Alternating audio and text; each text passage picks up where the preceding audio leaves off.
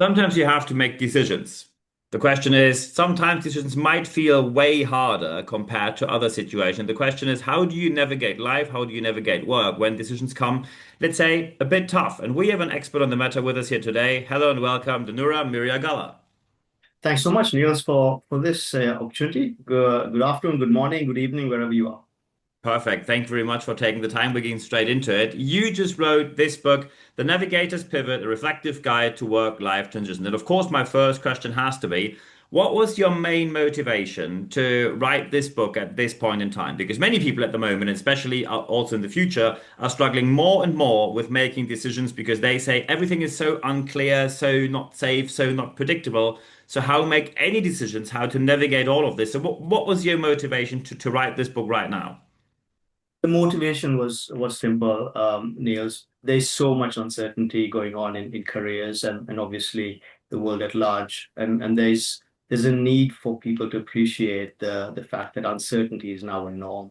Mm. Before there's a lot of talk about certainty, and in fact, if you look at leadership books or career guidance books, there's a general expectation that you could have this standard fixed model step-by-step approach to treating work-life transitions.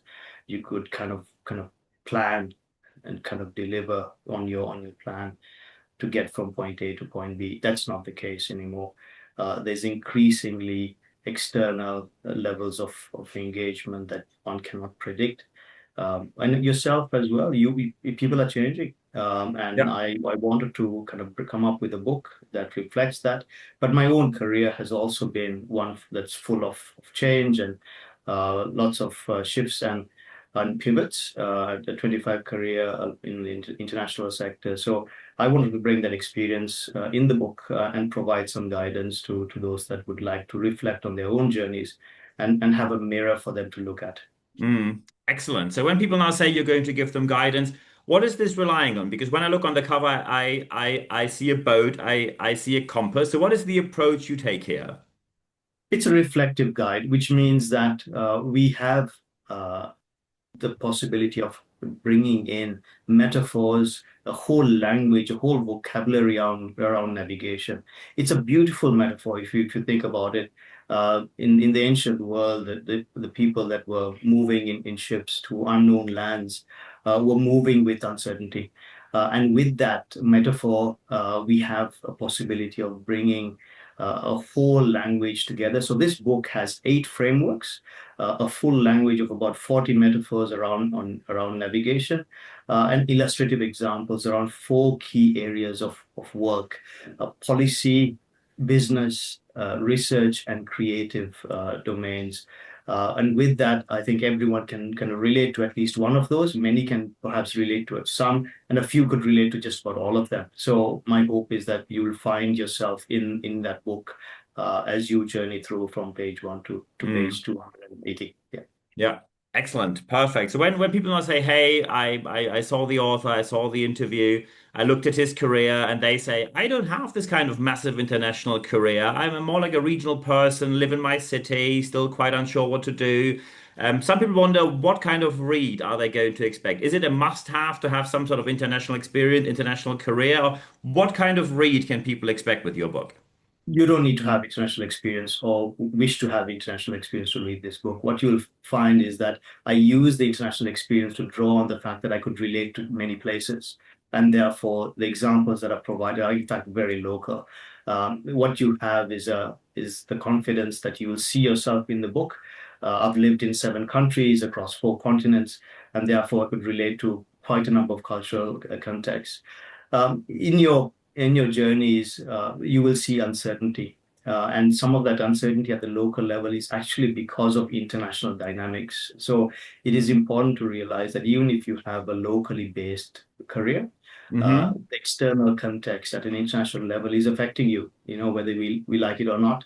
And therefore, understanding the international sector is just as important as understanding the local context. So your career, whether you shift from one country to the next or you don't, is actually driven or affected by the waves, the currents of the international sector. And therefore, I'd encourage you to see this book as something that you could relate to. Yeah, absolutely. What about the people who now say, hey, I don't struggle with making decisions because I make a decision and nothing seems visibly wrong. However, couple of times I made decisions and wondered afterwards, well, I'm not sure if that decision was too wise. So when people say I don't struggle with decisions, however, quite often I had the experience that afterwards I wondered, was this actually the right way? And I start to overthink what would have been if I had taken the other road. Can you give advice for these people with that book as well? Absolutely. I think this is one of the fundamental sort of principles of the book, which is that one needs to align with purpose.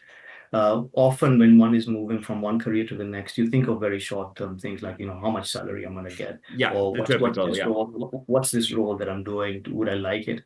But you need to think of what's the purpose? What are three words, for example, that would perhaps give you the key meaning of why you are engaging in your work. It could be family, it could be financial independence, it could be some level of adventure, anything. Three words that would give you some alignment, and then everything that you do, every pivot that you make, every decision that you make, you must do so directing towards that purpose. So destination is not important, or the vessel that you use is not that important.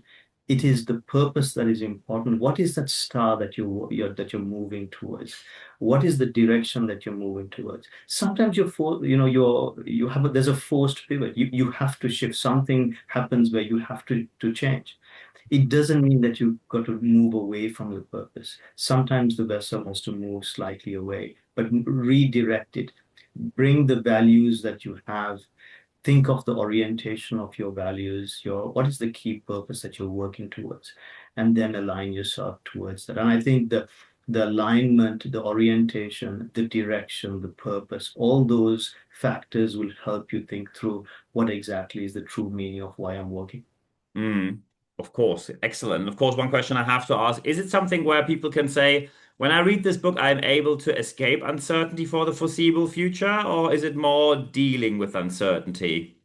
It's dealing with uncertainty, Niels, because what you have in the world today is a constant increase of uncertainty, and the variables of uncertainty are also shifting and changing. Therefore, another key concept here in the book is that one should move away from the fact of trying to build certainty, trying to Hmm. build control, trying to build perfection into one's career. It will not happen. Yeah. There are leaders out there who try to build control and perfection, put a brave face in, and tell the team that I know what's going on. I have full confidence of all the information around me. It is rarely true. In fact, almost impossible to have that. Therefore, a true leader understands that uncertainty is the norm, and that one has to take decisions based on imperfect information. One has to take decisions based on lack of control, and move towards the kind of direction that is needed. And if you're a leader in a team, you have to think of the whole team as a whole, right? So, and if there's something that happens that creates uncertainty or further increases uncertainty, you can't step back and wait, nor can you just quickly take a decision where anything is okay. Again, aligning with purpose, directing one's vessel towards that direction, is actually the key. Absolutely, fully agree here. And of course, one question I have to ask at the end of this interview, when people now say, hey, I read the book and I think Danura could be really important, either for me as a coach or for my organization as a keynote speaker on site or online or any kind of other help they want from you, how can people actually get in touch with you? Yeah, just look for me on LinkedIn. That's the best way to contact me. I would be more than happy to have a chat, and obviously, there's a lot of resources that I can provide, and obviously a lot of guidance I could provide.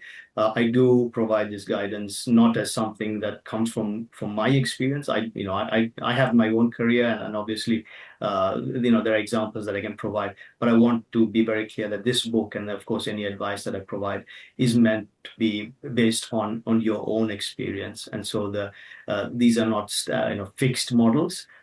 They provide some level of guidance, but I give you the opportunity to then open up with your own questions, but also find the answers from within. So the Hmm. answers are within you already, but I would just perhaps help you to find those answers. I think these are the perfect final words. The Navigator's Pivot, a reflective guide to work-life transitions. Danura, at the end of this interview, at the end of this podcast and videocast, there's only one thing left for me to say. Thank you very much for your Thanks so time. much, Niels. Thank you.